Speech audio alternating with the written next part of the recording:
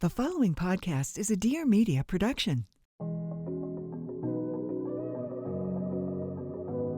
Hi everyone, welcome back to the Real Stuff podcast, and today we have an amazing in-studio guest named Chirag Shah. Chirag is currently a coach. I'm looking at his Instagram right now. He is... Chirag is an here. Chirag is an executive business coach helping people build scalable businesses that fit into their personal life and make lots of money.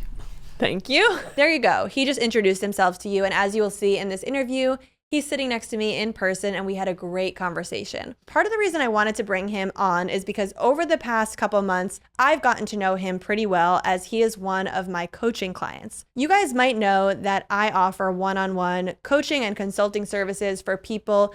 Ideally, my perfect client is someone who is extremely successful in whatever area of business they operate in, but hasn't quite figured out the social media component. And that's exactly where Chirag sits, because he has made millions of dollars for himself as a coach, and he's also made many of his clients millions of dollars as real estate agents. And when it comes to the money, he's buttoned up and dialed in, but he told me he needed help with social media. And as you might know, I've taken on a small retainer of 12 clients over the next 3 months to work with, and he is one of my clients. And because he's so open about everything and he wants to bring his clients along on his journey of the coach being coached, he's planning on sharing content with his audience, live footage of him being coached. So every session I do where I coach him, we're doing it live together, and he's going to be sharing that with his audience. So if you're interested in watching someone get coached in social media and learning a bit more about the background of how I coach, you can head over to Chirag Shah Coaching on Instagram, and I will put that down in the show notes. Chirag has such an interesting story. He grew up as a child of immigrants and built up his life to where he's at today, earning multi-seven figures and improving the lives of many people along the way. And he's not afraid to talk about his pitfalls and the ups and downs. And in today's episode, you will see he gives not only his personal story and his background, but real actionable takeaways for how every single person out there can better themselves, improve their lives, and actually take action right now. He clearly has a lot to say. He was super buttoned up, very articulate, and I just want to thank him for coming on to the show. So I hope you enjoy this episode. Let's dive in with Chirag Shah. Thanks for coming on the show. Part of the reason I wanted to bring you here is because, as my listeners know, a huge part of this platform involves talking about money, the numbers. You not only have made multi-millions of dollars in your own business, but you've also coached many people and made many other people millionaires as well. Yes. Can you take us back to young Chirag? Tell us a little bit about your upbringing and your family background, and what was the path like to getting to where you are today? I would say that some people have like bumps in the road. I have like a graveyard, right? There's nowhere near a linear line. I consider myself the luckiest person in the world. I think that if I had any other parents, they probably would have got rid of me. And so my dad came here with $8. He was a typical like immigrant, and then him and my mom got married. And you know, I grew up in Westchester. My parents owned a stationery store, so everything I learned was around there. But you know, my house, I joke around that we were like the poorest people in Larchmont, but like our house was filled with love. It was the house that everyone hung out at. Never seen my mom and dad, let alone disagree, yell, argue, and you know, considering all the crazy things I did as a kid. But as a kid, I would say I was like the first ADD kid, right? So when I was in second grade, they pulled me out. They did all these tests. I was just bored. I hated school. I thought a lot of the things that they taught me were stupid. Never did well with authority and people telling me what to do. So I was a terrible, terrible student. Some of the teachers I'm in touch with, they're like, how do you do this now? And I'm like, I do it to give people what I hoped I was going to get out of school. But I realized that like most school was worthless in terms of like what you actually wanted to do. On the other side, I was a very entrepreneurial kid from when I started, right? So I was that kid that when it snowed, I was the first one out, the last one out. Baseball cards, Pogs, Magic cards, like I went and bought and sold them in stores. So, you know, I always had that drive. And, you know, when you come from an Indian family that owns a business, that's what you talk about, right? So I had a very good upbringing, and everything I learned, and people think my business has this magic, and really the magic is all the values that my parents taught me, and the same way I learned how to treat people from how I watched them and working in their store. So because you were so different growing up, what did you think you were headed towards business-wise? Oh, greatness. Like in my mind, no matter how low I was in life or everything else looked bad, I knew at some point that I was going to change and transform the lives of millions of people, and I'd be wildly successful. And that was the only acceptable outcome in my mind. But you just did not know how. Look, I think for me, there's like a time and a place for everything. So part of my gift and challenge as a young child and adult was, my thing was just carpe diem. How can I go out and how can Chirag have as much fun as he can today? But I also knew that as soon as I left college, that would end and I'd have to be a professional. So like there's a saying, how do you get the most juice out of the squeeze? Yeah. I was trying to figure out how I could have as much fun as I could every day till I couldn't do it anymore. Once you get out of college and now it's time to actually find a job, did you go work for another business, or were you immediately entrepreneurial and decide I will not work for someone else? Well, that's another interesting story. So finally, as my parents supported me through college, and like for context, my brother's like, I call him like a test tube baby. He's like one of those sumo, kumo, like honors students, scholarship. So, my brother graduated Fordham Prep with cum laude, got a partial scholarship to Binghamton, which is like the Ivy League of the SUNY schools. He graduated cum laude, then he took an accelerated master's where he got a 4.0, a 3.9, and passed the first 3 parts of his CPA while taking care of his girlfriend who had lupus at the time. So, and I'm still like in college, right? So luckily we both like landed home at the same time. Originally I became a financial consultant. So as a single guy living at home, very ambitious, all I wanted to do was work and make money. So I figured if I was managing people's money, I should get my real estate license. So I remember getting my licenses around 2006 when the market crashed and I sold my first house. It was the most amazing experience. How much did the house sell for? Probably $600,000-$700,000, right? I helped like a family friend buy a house. Mm-hmm. And you go to these houses and people look at you, they say, Mr. Shaw. I'm like looking for my dad. They're like, can this be our home? I'm like, and so after that, me being the impulsive person I was, I woke up one day, I'm like, this is a full-time job. You look at what's going on. So I remember sending my manager, giving him a letter. He's like, what is this? I'm like, oh, it's my letter of resignation. Anyone knows I have a sense of humor. I'm sarcastic. So he goes, what are you going to go do? I was like, oh, I'm going to go sell real estate. And he ripped it up. And I'm like, really? I'm like, I put a lot of thought. And he's like, you're not kidding? He's like, have you watched the news? I'm like, I just found helping people buy and sell homes like so fulfilling. So the way I got into real estate is randomly one day, it was my mom's birthday. I'm typically a morning workout person. There was some weird dude telling me and this other guy, if you do cardio after you work out, you'll destroy your body, which is the stupidest thing in the world. And so we started talking and, he was a younger guy. So I was naturally like, all right, like this is cool. And he said that he had a new construction development. I'm like, oh, lots of leads, right? I was like, will you sponsor my license? I literally did not go talk to anybody. And that's how I got into real estate. Mm. And simultaneously, I got a job as a paralegal.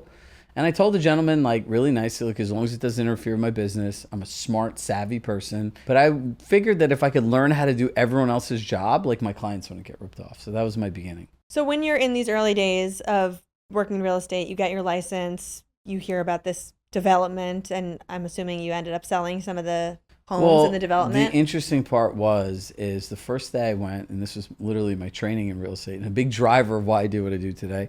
So myself and the gentleman I work for went to the house, and we went to my parents' store. We got balloons, we had signs, we put out the things, we did the open house together. Mm-hmm. So I'm young, I'm like 23. So I'm like, oh, I drive one, you drive one day, I drive the other day. So I go to his house the next day. He's not ready. I'm like, all right, maybe he went out and drinking the night before. No big deal. And so he's like, do you get the balloons from your parents' store? Yes. Put the signs in the car. I'm like, we're like moving. I'm like, come on, we're going to be late. Like, it's my second day.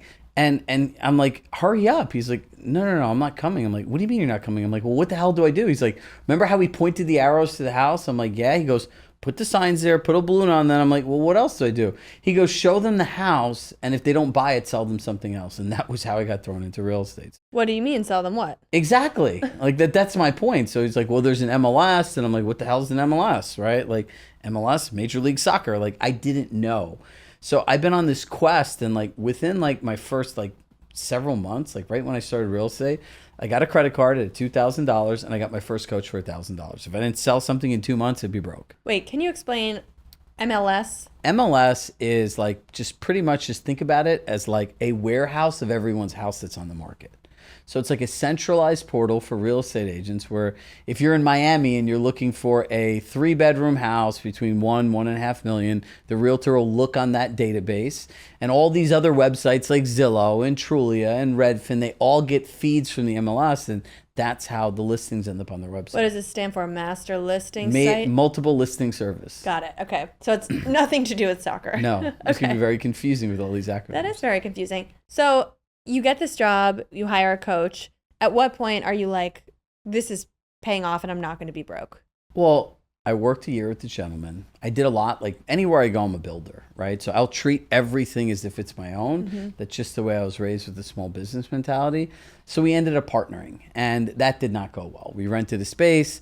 One of us was in charge of recruiting, one of us was in charge in sales, and like it just didn't mesh. I wanted to invest money, he didn't want to spend money. I'm like, this is like a Chinese water torture debt. So within like a couple years, right, like 2 years, 2.5 years, all the money I saved to become partners, we had this office at one point, like he's in one part, I'm in the other, we're running two separate things. We give the office back, and now at this point, I'm like back to zero again, right? And I'm like, oh, great. And I did not want to go work for somebody. Right. And so I'm sitting there with my parents. My parents asked me to write all the numbers, and I'll never forget it. My parents lent me the money to start my own company. I go back to the landlord, release the space, and then I started my own company. And was that real estate? Yeah, same thing. Because the Chirag I know today is a coach for real estate agents. Yeah. And one thing I find fascinating about you is that you are a coach, an executive coach for an extremely niche industry. And not only an extremely niche industry, but it almost seems like you exclusively coach real estate agents that work at Compass. Is that right? Yeah. And like the thing is like I'm a loyal person. Part of my journey is how I got there, what happened, and why I only work with people there. It is that, look, I do work. I work with professional athletes. I work with entrepreneurs and everything else. But, you know, that's a story for a different tale. And when we talk about my social media one day, we could share why that is. But it's like, you know, you go to these seminars and like you can listen to take notes, or listen to respond. If you're doing more than one, you're not really listening at all.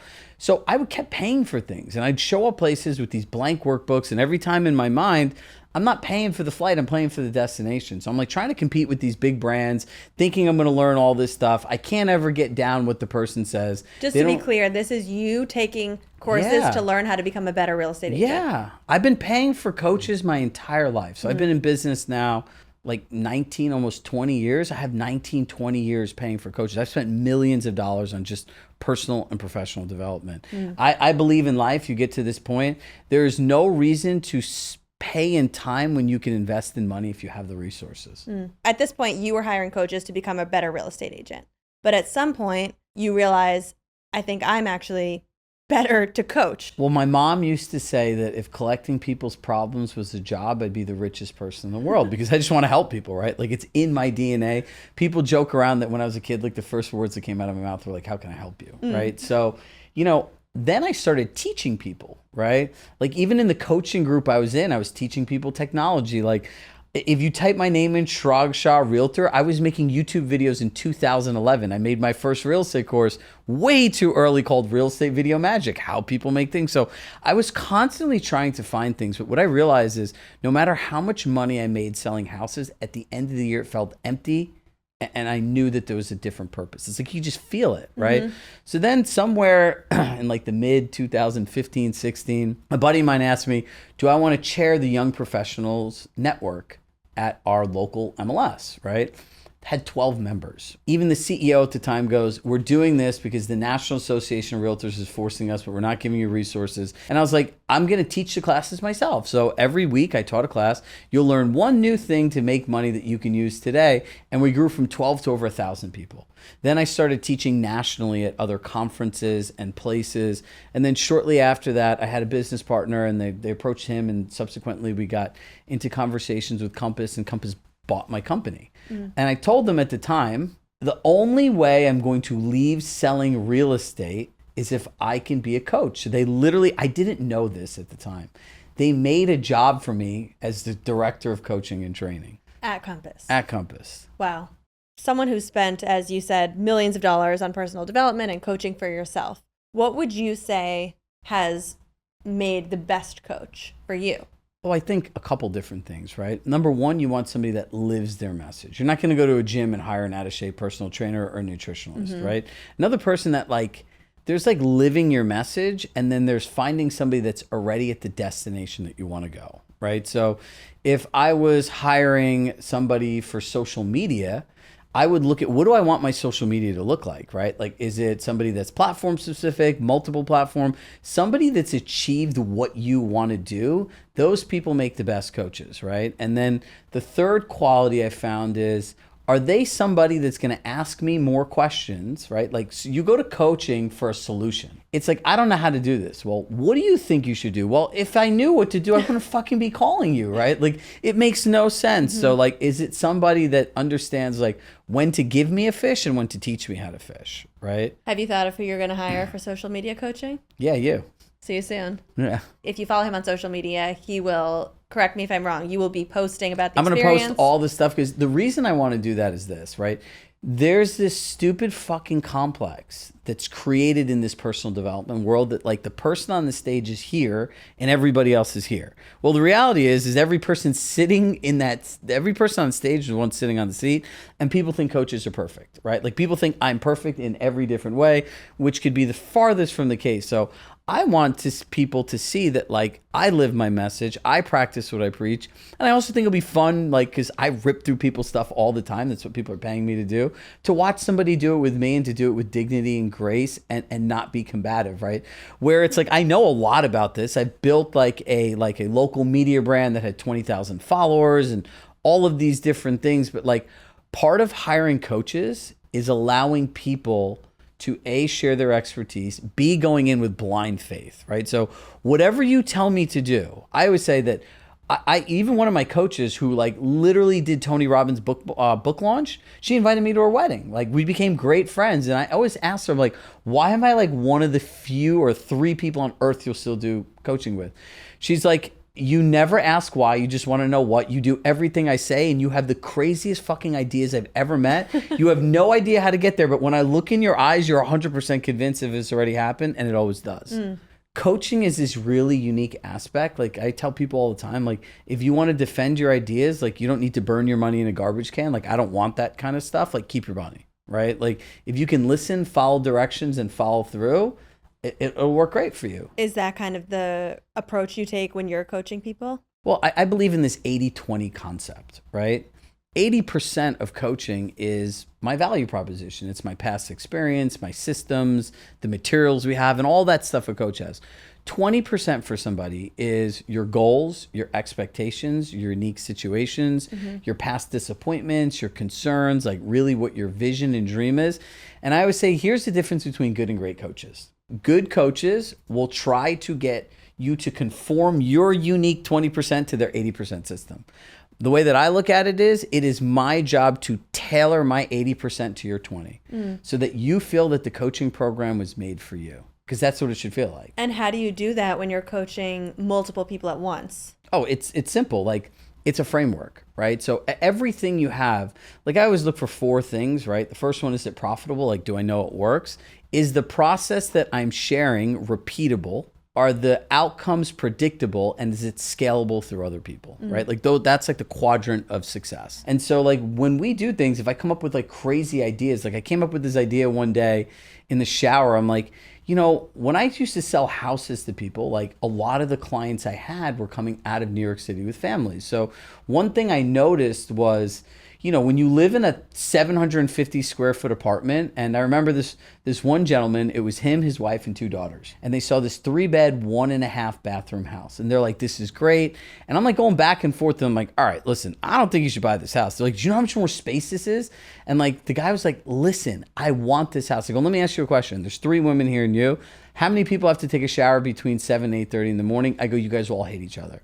I'm like, drop the mic. So I came up with this idea of functional flow, right? I'm like, what's your functional flow? You ever hear that in buying a house? No. Well, functional flow is how you live inside and outside the house. What are your mornings like? What are your evenings after work like? Like, what are your weekends like? What are holidays like? What are the experiences you want to have in the house? How does that relate to the community? And so we teach people process that curates an experience based on what another person wants. Money does not buy happiness in some aspects, right? But it could buy you a lot of things that are cool and fun. But if you work all the time because your business has no system, no process, your clients don't want that experience. Like if you think about it, what's open 24 hours a day, 7 days a week? Bodegas, emergency clinics, right? Like even drug dealers go to sleep, right? So no one wants that 24/7 service. That's not how luxury really works. So like I want to teach people that like you can have a great business, your clients can have a great experience, and you can create something that gives you all the time for the things that matter. It's like I see people all the time just missing out on the most important things in their lives. So Before we get into that, I want to go back to something you said about how people think a coach is perfect, but how you are very much not perfect. And I want to go back to some earlier times in your business and life, because one thing you said to me when I first met you that has always stuck out to me is that the best moment in your business was the lowest point in your life. The worst. Tell us about it. It was like 2022 going into 2023. And at that point, I knew I had to get divorced. I even looked into going to buy a bigger house just because I never wanted to leave my kids, right? And so... Do you mean a bigger house so that so I could be on one side? Would live on one wing? Yes, exactly, right? So I've looked into all of these like different things, and thank God for my accountant who talked me out of doing this. And so like I'm at this place, right? And I grew an extremely successful business really, really fast. Because in the end of the day, our content works. Like my old boss and best friend and mentor, Rory Gollett, always says, he goes, you know how many people you've made millionaires? I go, no, because I don't think that way, right? Like it's not, like all I judge my coaching by is happiness. So like you get into 2022, like we scaled and we scaled fast. So like within like a year and a half, we had the largest community of coaching clients. We had mastermind groups, which was like a high ticket. People invested $25,000 to be in this group. We're doing crazy retreats, taking trips. It was incredible. So then we get into 2022, going into 2023. And it's like we're at the peak of growth. And like 2022 going to 2023, at over like 1,000 new people join our program. And at that point, was at the same place I was getting divorced. I didn't tell anybody. And a lot of my clients are like my good friends, right? Like the coolest thing about Compass is like, you don't join a brokerage, you get a life. I have some of the best relationships I have in my life today are people I met through there. And so one day I'm going to the gym and like, it was hard. You have to wake up every day and like, you have 1,000+ people counting on you to inspire them, to motivate them. And like inside, like I was broken. Right. So one day I get in the car and I'll never forget it. I hear this song that randomly came on. It wasn't on my playlist. And so I hear the song. It's like sometimes mom and dads fall out of love. Sometimes two homes is better than one. And I just broke down. And like, I never believed, and this is stupid, I never believed in anxiety. I was never a depressed kid. No matter how bad my life was, I always had that vision, and that vision pulled me forward. And my therapist at the time said to me, and this was true, that this will be the hardest thing I ever went through. And I said, why? And she goes, because you can fit square pegs in a round hole no matter what anyone says to you. No matter what goes on, I don't give a shit. I'm going to wake up the next day. It starts at zero. I'm going to keep working and working and working. And she's like, no matter what happens in this situation, you're going to lose, which you don't like and doesn't happen that often to you. Because in life, you don't look at losing. You look at it as a lesson. You learn something, and the next day you wake up like, okay, this is great, right? She's going to lose your kids, the one thing you never wanted to. And I just broke down. And I remember sitting outside the gym for like an hour just crying. And I went to the gym. I had to wipe my tears. I pushed myself to like physical, like no boundaries, no limitations. Go in the steam room, take a cold shower, wake up and make pretend like I'm perfect again. But the crazy part is at this point I started losing sleep. I couldn't sleep, right? And like myself and my ex-wife were still living in a house for another like 4 months. And like I had to look at my kids every day. And like every morning for months, I'd wake up and I'd break down. I would sit in the car. Sometimes it was 10 minutes, sometimes it's 15 minutes. It was an uncontrolled emotion. I had a pit in my stomach. And like, here's my business at this pinnacle, right? Like we're earning multiple 7 figures. Life is great. But there's an Ed Sheeran song, like Beautiful People, one of my favorite songs. Yeah. It's like surrounded and you still feel alone. That's what I felt like. I was surrounded by people that loved me, but I felt like the loneliest person in the entire room. I didn't care about anything. The only person I did not want to be was me, right? And there was long-term like catastrophe to it, right? Like some of my closest clients, some of them were like literally personally offended that I didn't say anything. No one had any idea what I was going through. They're all like, you've made us a ton of money. You've supported us through all of our stuff. How do you like literally cheat us out of like even being there for you? I had friends from Boston, California. They're like, I would have fucking flown there. Like I had no idea. And like, I didn't know what to do. And so now here I have like all of these employees are working here. We had like $100,000 a month payroll and I wasn't supervising anything. Like I just needed to I did not want my life. I didn't want to go around people. You know, the one thing I learned that I hope people can understand is like, you can have all this stuff. You can have all the money. Like I had the car, the house, like all these things I wanted, but I had A, no one to enjoy them with. B, like I'm missing out on stuff, and all those years leading to divorce, like I'd leave my house at 3:30 in the fucking morning to go to the gym and go to the office by 6 something. Before my coaching business, I'd stay out as late because I didn't want to go home.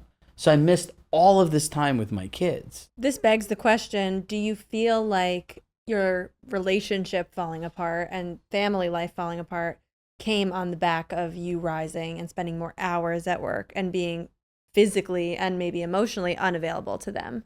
No, because my situation at home was inevitable. And like, if I'm being honest, if I didn't have kids, I would have done it sooner. That's about as real of an answer as you can get. Because like, look, like, you know, I go back to my childhood, my house was happy. Like, you know, before all these stupid fucking smartphones and everything else, like no matter how bad your day was, you'd go home, you'd eat dinner with your family. And between like 4 o'clock when you got out of school and when you went to bed, there were all those hours of peace. So like, even if something was bad, it was so microscopic, right? And like, you know, growing up in such a loving home, that's nothing I wanted to see with my kids. They don't deserve like yelling and arguing and like, I'm sitting there like, please, like the kids just like, it wasn't right. And they're great kids, right? And so it's weird now, like now we're living something very different, right? And I actually spend more time with them now than I did before. That's great. I'm really happy to hear that. And you're now in a new relationship?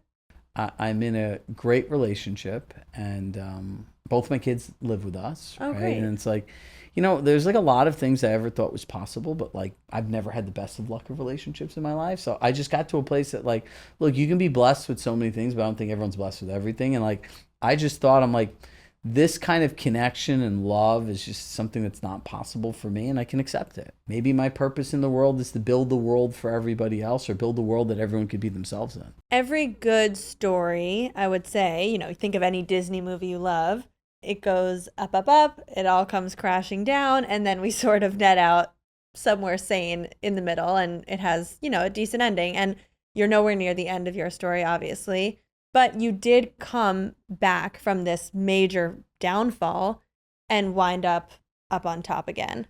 So Master of zero, Lucie. I always joke around, I'm the master of zero. Like most people go from 0 to 1. I've started over so many times. Like it's just, you have to learn, right? Like I think that people let their past failures define their present and their future. And like, if you get anything from my story, it doesn't matter. Like you have a choice on what you do every day. And those small choices over day, when you do the right thing, they add up to a lot. It kind of takes me to the fact that we talked about how a good coach or a person that you would want as a mentor guiding you is someone who's been through the ring of fire themselves and lived through that. And obviously you've lived through mental health challenges. And one thing I know about you, and I've seen it, is just the physical transformation you've been through as well over the course of your coaching journey. And I'll let you tell the story, and then I'll cap it off with an interesting tidbit. It was interesting. So I've been sober now for like 15, 16 years. And like I have an addictive personality, right? So that's why anything I'm good at because I only have one speed in life. It's all in, right? My mom's like, do you have balance? I'm like, Mom, you know, at some point you have to just accept who you are, right? I tell my mom and dad that. And they're like, oh, it's my son. He's all the way this way or all the way that way. I don't live in indecision, right? I find that all things are lost by indecision. I found working out as this outlet. So, you know, I ran my first half marathon, and like I literally like did not train, and I just showed up and I did it on grit, which is kind of crazy, right? And the funny part about that is at the end of it, it was like this Shawshank Redemption style thing, and I'm standing there with my mom next to me, and this is after my entire family flew there because they could not believe I was doing this. And my mom's like, you have not been running. And my mom can always tell if I'm lying. I'm like, of course I have. My mom's like, you've been going to the gym and lifting weights, but you're not running. She's like, whatever you do, I don't care what you do, you better get that medal and finish the race. All your family's coming, don't embarrass us. So like I got to like mile 10, and like I just like something just kicked in. I just like started running, and I started passing people. And when I passed the finish line, my whole family was in disarray because they thought that my brother and my cousin finished before me because they ran like this.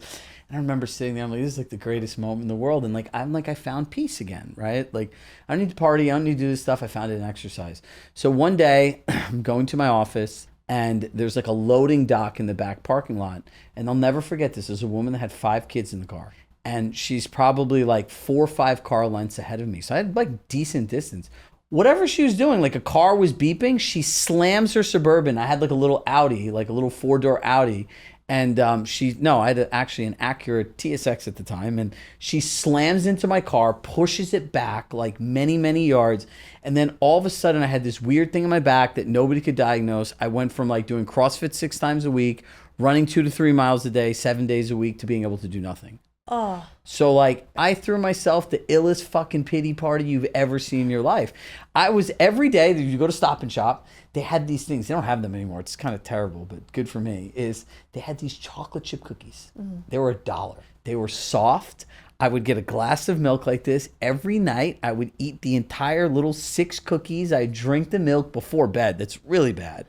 And I just kept eating and eating and eating because like I stress eat, right? Like I know that about myself now. And like before I knew it, I was 50 some odd pounds heavier, right? I went from like this place of like, I have something to do every day. I'm really happy to like, who am I again? What do I do? Like it felt like going from the party kid to the sober kid and having to reinvent myself again. And so I just remember like going to work every day, just hating how I felt. I like didn't like feel good in my own body. And here I am talking to people about discipline and personal development and grow your business. And like, I remember when it all like, everyone says like you get sick and tired of being sick and tired. So at that time, my ex-wife was pregnant with my daughter, and like we get locked out of her house. That was after my brother's wedding. And so like there was a ladder that I could barely lift. It was a huge ladder. You know, you got to brace your core and everything else, you know, and my son's in the back of the car. He's like 2.5, 3 years old, hysterically screaming, he has no food. And the only bottle or anything we have is in the house. So I'm like trying to break into my house. It's kind of disturbing living in the suburbs. I had this big ladder and I'm like doing this in the nighttime and just no one says anything. I'm like, okay, like this might be a little bit of cause for concern. So I'm like trying to get in through this window, right? So if you know anything about windows, they're double windows. You have to pull the one down and I'm looking and I have to go all the way down. The size of me does not allow me to put my feet and everything else. I hear the kids screaming. And somehow, so like, stressful. You know, I like the Mel Robbins rule, 5, 4, 3, 2, 1. So it's 5, 4, 3, 2, 1, go. And I just jumped in. Oh. And I remember landing on my back and being like, and I was like, okay, my back's not messed up again because I just started exercising. And I remember looking up and I'm like, I'm never feeling like this again. I just couldn't play with my kids. I didn't want to go out in the summer because it felt like how I looked in clothes wasn't right. And like, then I started this journey that continued. I started going to the gym every day at 4:30 in the morning. I'd work out. I got hired somebody to make me a workout plan, like a coach. I started learning about eating. I would work out for 60, 70 minutes. And then like being an adrenaline junkie and an addict, I used to run on a treadmill doing interval sprints between 7 and 11 for 3.2 miles every day after working out. 160, 180 heart rate. And like I'd be smiling. People like, there's something wrong with you. Right? But like it was a place where it's like, you know, you get to these places in your life sometimes where you just don't recognize yourself. And like, again, starting at zero, like nothing around me said that I'd be in good shape and eventually I got into really good shape, right? Like at the peak of like my working out, like I could run under 2 hours, a half marathon under 2 hours. I could do 100 pull-ups in less than 10 minutes at any point, right? So it's like, you know, I'm not an athlete. I don't have genes of an athlete. I don't pose to be an athlete. But what I learned in this process that anyone can learn from is you get to choose who you want to be.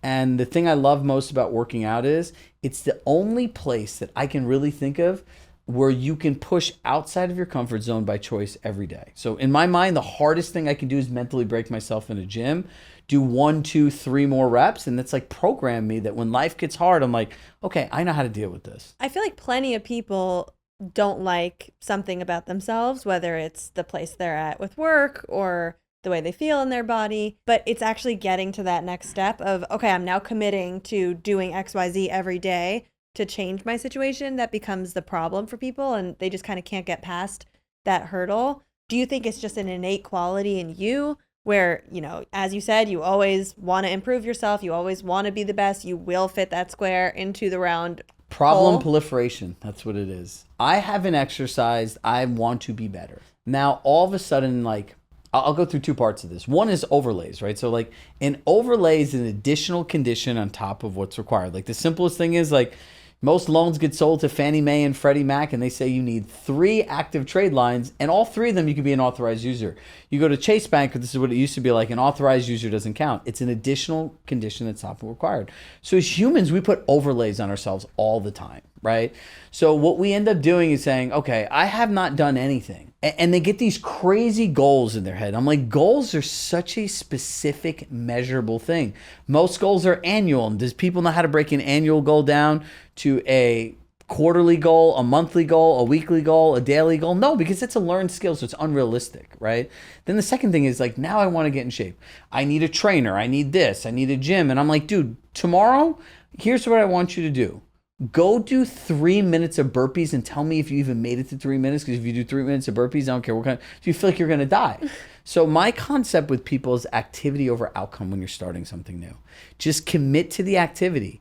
Do the activity for a month, and then you could start having outcome-based thinking. Problem proliferation is in our mind the problems. Like, if I don't work out, I'm not going to be happy. If I'm not happy, I'm going to be depressed. If I'm not going to be depressed, I'm going to lose my relationship. If I lose my relationship, I'm going to be alone. So it's like the problem of problems in our minds. So in the end, when like somebody asks you to do something simple, you're all the way on like, I'm going to be alone, broke, and by myself. And then you start living in that reality because your subconscious mind's job is to bring to reality what you think about the most. But Is most that like people, catastrophizing? well, that's what most people do, right? So, but here's the interesting part, right? And people never look at this. My whole playbook is built on like learning all this stuff myself and then figuring out how it works with other people. It's not a matter of catastrophizing. So you ever find these people that no matter what you tell them, they're like, yeah, that's not going to work for me. Do you know why that is? They're stubborn? Nope. They're scared? Nope. No, I don't know. So your brain's 2 primary needs is certainty and comfort, right? So when the most valuable promise you ever make in life is the one you make yourself. So if I make myself a bunch of promises and then I don't do them, where do I end up? Disappointed. Yeah.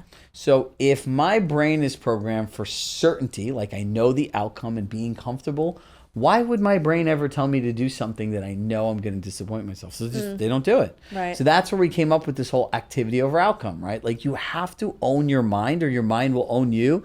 And like people that don't do this, like I could tell based on resistance and words, call me in a year, you'll be in the same place. I hope I'm wrong, but generally speaking, people come back when they're ready. You know, that activity over outcome reminds me of a recent podcast I was listening to where it actually was saying that scientifically it takes not just 1 month, but 3 months of an activity for it to become a habit, if it's something you even like. She was talking about wanting to get into yoga. And for years going, I'm going to go a few times a week. I'm going to try to commit. And she just kind of kept falling off the wagon and couldn't do it until she made the ultimate decision that I'm just going every day. It's not a question. I'm going when I'm unhappy. I'm going when I'm happy. I'm going when I don't feel good. I'm going when I feel good. And then after 3 months of going consistently, then I'll decide if I enjoy this. But I can't make the decision about whether or not I enjoy yoga when I don't know the postures. It's hard for me. My body hasn't learned it yet. So she pushed herself to go every single day. And after, I think it was after 1 month, she immediately just liked it more and found it easier to go because all of a sudden she could do it. She was more flexible within a month. She understood the postures, where to put hands and coordinate feet at the same time. And by the end of the 3 months, it was a no-brainer that she obviously wanted to keep this up as part of her routine. And it's interesting to hear you say that because I think a lot of people, when they want to start a new habit or they have something that they want to get into, they take the approach of, let's not overdo it. Let's kind of go middle ground. We'll go slow. We'll take it easy. We'll ease into it. It's good to hear that someone else who I trust believes that kind of scientifically, you're not going to get anywhere with that. No, but it's also like you have to be realistic with yourself, right? So at the end, when somebody's starting something new, I'm like, here's what I want you to do, right? If you talk about salespeople, like I'm going to reach out to 10 people I know today in an hour. I'm like, okay, great. Do you know how to have a 6-minute conversation? No, you're not going to do it tomorrow. Mm-hmm. I just need you to go do something for a determined period of time today that at the end of it, you're going to feel good and that you won. That's why activity over outcome works so well, because at the end, when you just accomplish the activity, you feel good about what you did. So like subconsciously, like, yeah, I want to do that again. I want to do that again. It's like all of these things. I'm going to go for 90 straight days. I'm going to like, dude, just wake up tomorrow and just do something that you didn't do and that you don't feel like doing, right? Yeah. Like if you do what you feel like doing, you will never have what you want in life, right? There's no balance. There's like trade-offs, right? Like if you want to go all in on your relationship, great. It might be a little harder to like build the most aspirational, groundbreaking business in the world. If you want to go build that crazy groundbreaking business, then you know what? My thing is you better be present in the time that you're present, plan the things that you need to plan and do them really well. But there's not all this time, right? We only have 24 hours in a day. Because you coach athletes too, and who else did you say? I've worked with professional athletes. I've spoken in front of like more than 700 professional athletes, mostly football players, but across NFL, MLB, NBA. There's even an MMA fighter and a hockey person there. I've worked with entrepreneurs. I've worked with real estate agents. I've worked with finance institutions. So, I would say if you're not full of shit, like a business is a business. It all involves sales, marketing, customer service, operations, people, technology, AI today. So it's a blend. And if you have this 80-20 concept like I do, my 80 fits into most people's 20, regardless of what the business is. I'm just thinking of people listening to this who are not real estate agents and, maybe don't have the funds to hire a coach, to work with one-on-one, but want to have an actionable takeaway of, I'm sure everyone out there wants to build $1 million business or excel as much as they can at whatever their craft is. So what would you say are sort of blanket top level statements and advice you could give people? Well, the first thing is I would do a time audit, right? Like, where is your time going? And like the first place I would tell everyone to look, I'm a little bit biased towards Apple. I've used Apple. Like we all know Android could be a better functional phone, but it's Apple. Like you stick with Apple. Go to the screen time section of your phone. And there's some really interesting stats in there, right? Obviously, it'll tell you how much time you spent on the screen, what apps you're using. But here's the thing. So there's a thing called pickups. What I found in doing this with the 1,000+ agents is most real estate agents pick up their phone once every 9 to 11 minutes. Like how the hell are you supposed to get anything productive done, right? So then there's first use. So it's like you're picking up your phone. What do you do? Once you start eliminating those notifications, you get time back in your day to be more productive. I've had my notifications off for emails and text messages, minus like my special rings for like my partner, my family, my kids, since 2020. Right? Like I'm fine, right? Yeah. Then I also have that off for the record. I call notifications distractions. I call pickups like let's start learning our habits. First use where we turn the things off and then how much time we're spending. There's a great method. It's called the Pomodoro method, right? You can go to a website, pomofocus.io, and really like my view of this is none of us have like sat still for 25 minutes without looking at our phone based on like statistics and science, that if you sit there for 25 minutes, you have no idea how much you get done. I remember the first time I did this, something I would have thought would take me 90 minutes, I did in 25. So I would say that your work expands or contracts to the time allotted. Learn the Pomodoro method. You can put your task in. It's a free website. It's great.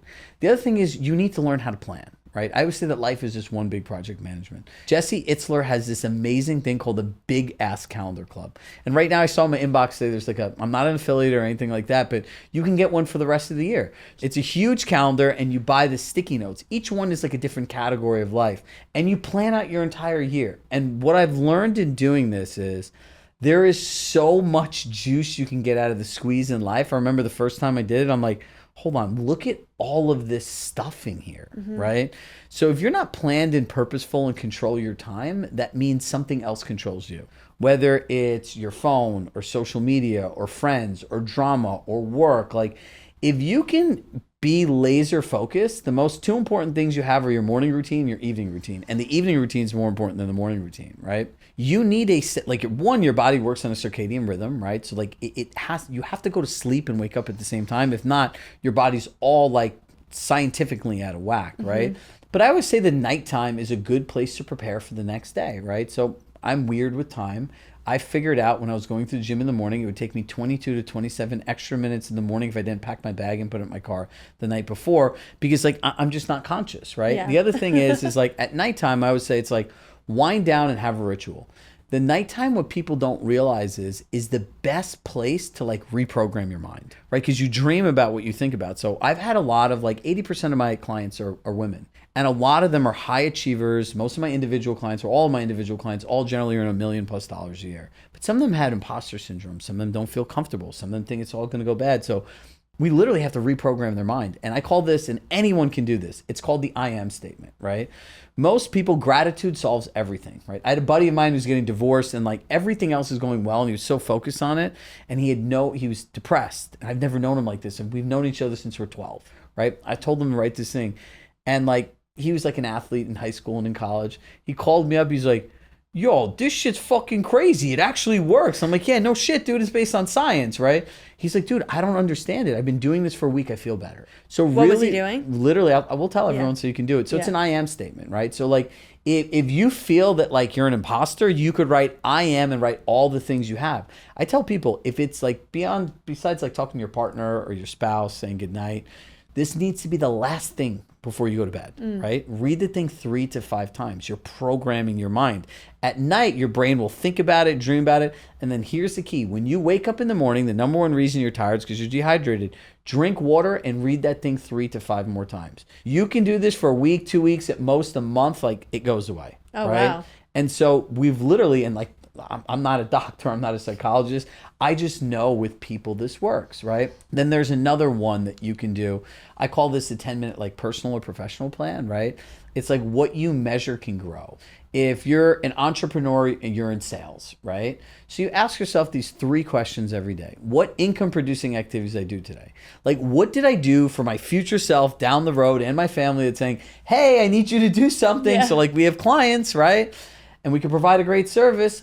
You write that answer. The second one is distractions in your brain are like a giant ocean and the distractions are pebbles. And I tell people, like, you give a journal, you could just buy any kind of just $1 notebook, you write down all your distractions. Then the next thing you do is you write down, what will I do differently today? Because you already know, right? So now here's the key. The next day before you start your work, you look at that thing. So your brain is prompted, right? I always say you want a different outcome, ask a different question. You want a different conversation, ask a different question. So the next you're like, oh my God, I didn't do anything. I didn't prospect. I didn't reach out to people. Okay, let me make sure that's in my schedule today. Distractions, right? So if you think about a distraction, it's like an alarm going off, right? It's like, say somebody breaks into a bank, the alarm goes off. But if they don't have like a connection to the police station, a process and everything else, nothing happens, right? All of a sudden you go to a car dealer, you see the red Ferrari, now you see it everywhere. Yeah. Well, now that distraction, when it happens, you're gonna be like this. You're gonna start thinking about it. And then now you have a solution, right? So now I'm gonna say, oh, when this happens, don't answer the phone. And what I found is people are very competitive with themselves. No one wants to write the same distraction for 3-5 days, let alone a week. You do this every single week, it gets better, right? So a personal one, right? Was I present with the people that I wanted to spend time with and connect with this weekend? Yes, no, what distractions got in the way? What will I do differently? Before you reconnect with your family, read that list, your life will get better. And like, there's like all kinds of little things that people can do that don't require money, that just require thought, planning, and effort, and just moving past that comfortable place in their brain where really that comfort is like a silent killer, right? Because if you're not happy with where you are, what you're doing, what you have, what you want, you have to change, right? Jim Rohn has this great thing, and I'll mimic his voice. I'll probably be stuck in somebody else's head for me. He's like, you can always have more than you've got because you can always be more than you are. But if you don't change who you are, you'll always have what you got. And his other one is, for things to change for you, you have to change. And I'm like, and so like, it's like you look at year by year, what is it? Like you update your iOS every single time that's there for the new features. So my question is, as a human being, what are the choices you're making to upgrade your iOS? Yeah. Like how often are you really looking at yourself, your habits, how you're spending time, who you're spending time with, right? Like I would say that people have such a false loyalty to time and relationships, but I've known this person forever. I go, great. So when you two met 17 years ago, were you a different person? Yes. Were they a different person? No, they're the same. That's part of the problem. So if they don't accept you for who you are, or you can't just hang out net neutral, but they make you feel bad, they make you feel guilty, you're not here, see you later. Life's way too short to just be tied to things that don't make you feel good. I love that analogy of updating our iOS because I think we do need to do that. And it reminds me of the very commonly used phrase, wherever you go, there you are. And if you don't do anything about it, It doesn't matter if you think your life's going to change because you up and move to a different city. Wherever you go, there you are until the change comes from within. You once told me that you and your mom used to listen to a certain song in the morning. Oh yeah. So my dad is like, my dad is somebody who's just loved me unconditionally my whole life, right? And like, no matter what I needed or whatever I did, the only thing my dad wanted to do is help me, right? So like my so dad sweet. is like, he has an answer for everything, right? And I always joke around, like, if I listened to my dad and all the things he always said, I'd be way further in life. But like all the things I learned about value and business and people and treating people, right? Like I would watch this, and I'll go back to the song, but I want to say something nice about my dad as well. Like, you know, I remember like being a kid, and like my parents had their stationery stores, like all the nice stuff, like the Crane stationery, the Mont Blanc pens. And I remember somebody going and like my dad unlocking the thing. I'm like, oh, they're going to buy an expensive pen, right? It's like a kid. I was like 12, 13 years old. And the pen, he rings it up. It's like $300 some odd. Like, wow, we're selling it. We're rich, right? And so my dad goes to the customer, why do you want this pen? What are you going to use it for? And then I'm like, what's he doing, right? I'm like, I didn't know anything, right, about sales or anything. He goes, you don't need this. The guy's like, excuse me? He goes, here, hold on a second. He goes, right with this pen. He gave him a $20 fountain pen. He goes, take this pen, it's better. He deleted the thing out and he gave it to them. Never give somebody what they don't need. Never have somebody spend $1 that they don't have to. And he goes, you know, in the end of the day, you always do right by people. He goes, son, what you want to do is put your head down on the pillow and sleep well. My mom on the other end, right? My mom was all in for any of my crazy ideas, right? So when I was a kid, I used to have like, you know, those 12-inch subwoofers in the car and the loud music and the tinted windows and all that stuff. So I took the thing out of my car and I figured out how to wire it into my closet. So my dad was always at work. Like my dad and mom work. My dad worked from 7 to 6 days a week. And he still said 66 hours is the easiest week in his life. So when he says I work hard, I'm like, no, Dad, you work hard, right? And so like my mom was always there with us, right? So in the morning, like this was like as I started becoming an entrepreneur, we would crank the music up and my mom and I would dance around literally every morning to listen to a song. I want to be a billionaire, so fucking... And my mom would just dance and we'd sing, and my mom has...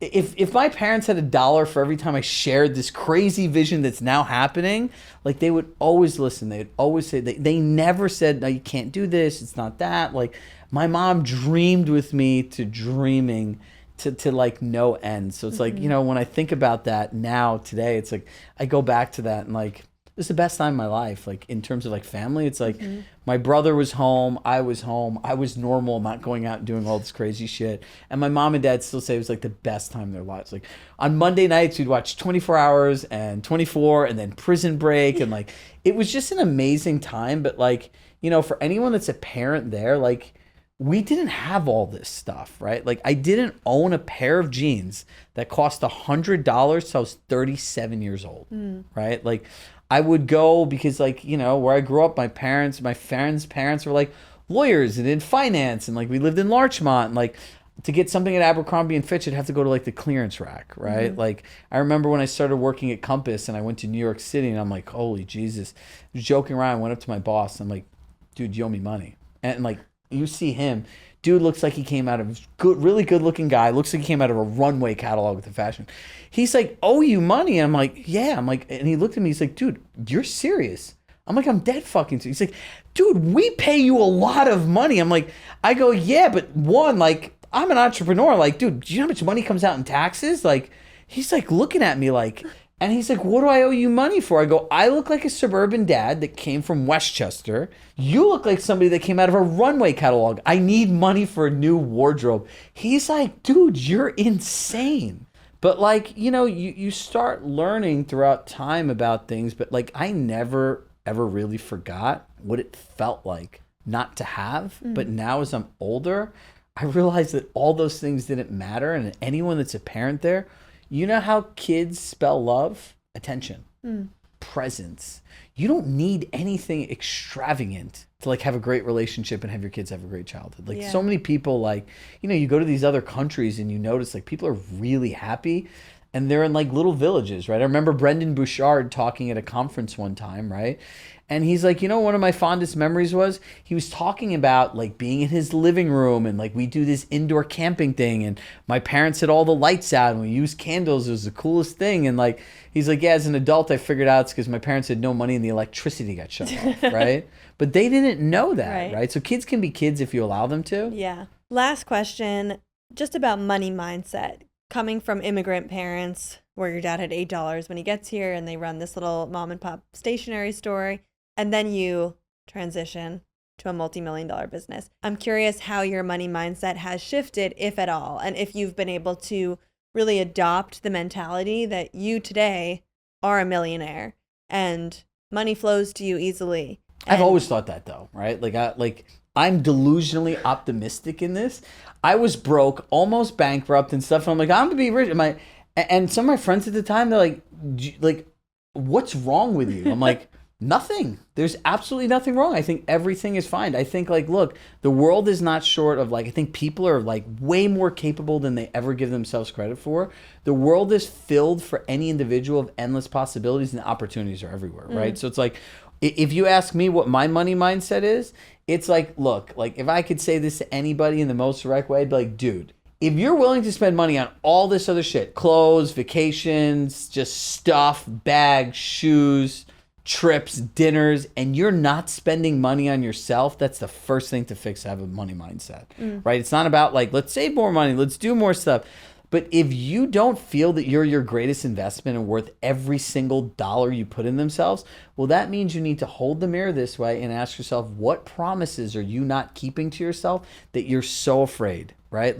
What scares me most today in the world is, if you look at what AI is doing and what technology is doing, it's insane. It's not AI that's going to replace people. It's people that know how to use AI. So today, if you look at it, ChatGPT just came out with agent mode, right? You can literally book appointments. Well, guess what? People are oh my God, I'm an executive admin. I'm going to lose my job. No, the executive admin that knows how to do that and run 10 windows at once, doing 10 things for their employers, plus the thing that person's going to have a job. But if people are afraid to invest $10 a day in themselves, a few $100s a month, but they'll spend that on what I call just a meal experience going somewhere, or they'll buy a $20 drink or a $20 salad and they don't have a problem with that. That's what scares me the most. So money mindset, I believe, starts with you feeling that you're your greatest investment. You own your time because your time is money, whether you work at a job, you work, that's it. When you die, the only thing you're going to have is your experiences and memories. So my idea is okay, great. How can I build a life where my business is great, I help a lot of people, my income goes up and hours go down so I can have more experiences. You grew up feeling that way from the get-go, that you're going to be a millionaire even before you got there. Do you believe that people need to have that faith in themselves in order for this to actually work for them? It's a process, not an event, right? And look, I'm going to say these things, right? To me, money doesn't mean shit. I'm just competitive and I look at it as a scorecard, right? You need to find what's good for you. And no matter where you are or where you want to be, it's unique, right?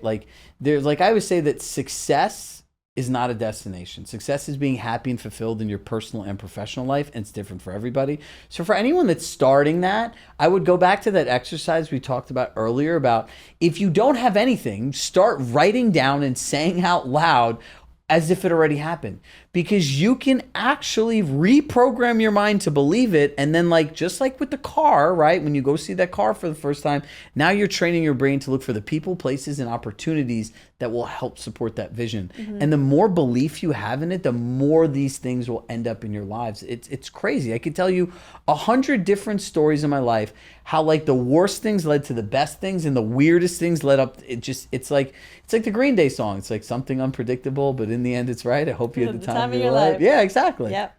Chirag, thank you so much for coming on. This episode was inspiring, emotional. I really appreciate you opening up about money, and I'm sure people are going to want to follow along. So let everyone know where they can find you. At Chirag Shah Coaching, and follow our coaching journey, right?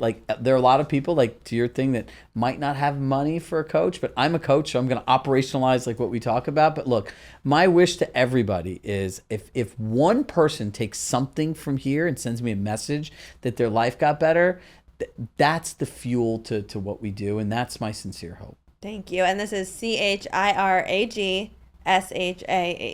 Yep, coaching. COACHING. Exactly. Still We can't all know how to spell. spell coaching. Yeah, not me all the time. Thank you, Chirag. You're welcome. Thank you so much for tuning in to the Real Stuff podcast.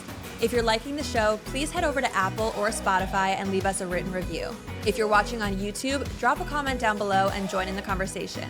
And if you're feeling called to be a guest on the show, visit luciefink.com/apply and tell us your story. Thank you so much, as always, for sharing your time and attention with us, and we will see you next time on the Real Stuff podcast.